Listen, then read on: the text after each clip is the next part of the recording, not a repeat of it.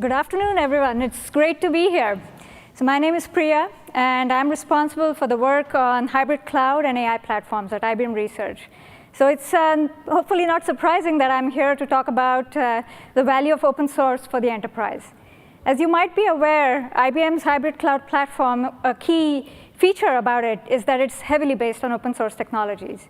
And as we now extend it for AI workloads, we see that same value of open source extending there, and we see PyTorch as a key component. So in the next few minutes, I'm going to talk about why we are so excited about being part of the PyTorch community and what we hope to achieve together.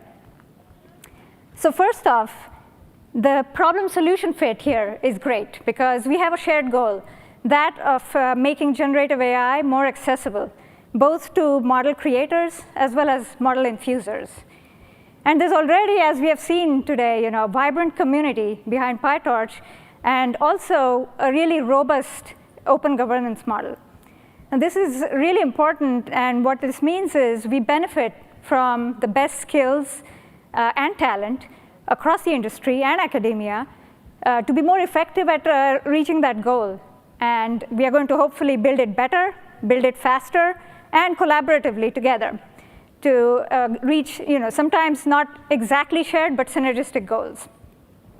Now, those two attributes are key. So both, we believe in the design principles and the value of PyTorch, but also believe in the community. And this makes it an essential piece of watsonx, which is IBM's AI platform. Now, watsonx is how we, as IBM, deliver the value of generative AI to our clients who are looking to tap into that potential. And this might be in the context of AI solutions that we're building for them, or their own experimentation of AI models, where they're trying to customize, infer, and also sometimes training. So across the spectrum there, this is how we bring the value of generative AI to our clients. Now, specifically, I want to talk about what are some of the goals that excite us and that we want to see, make progress towards in the next couple of years. You heard a few talks today already. Raghu was just here talking about the work we are doing, the technical work we are doing. I wanted to touch on the value we already see, both for our clients as well as internally. The first one there is really standardization. This is a value we also saw in the cloud-native era of what containers and Kubernetes did once they standardized that approach for cloud-native. Now, in this case, this standardization is foremost for the end users, as they're trying to do efficient inference and tuning implementations as well as training. What this means is, can we have reusable building blocks and assure our end users that they are getting the optimal use of the underlying infrastructure, underlying hardware, and so on. But I want to also emphasize that this standardization, while of great value to the end users, they get a common single entry point. It's also valuable to platform builders. Like, we're trying to put many components here together. And it's valuable to platform builders because it helps us optimize across the stack, knowing that we have a common entry point and knowing, what's coming down to the lower layers.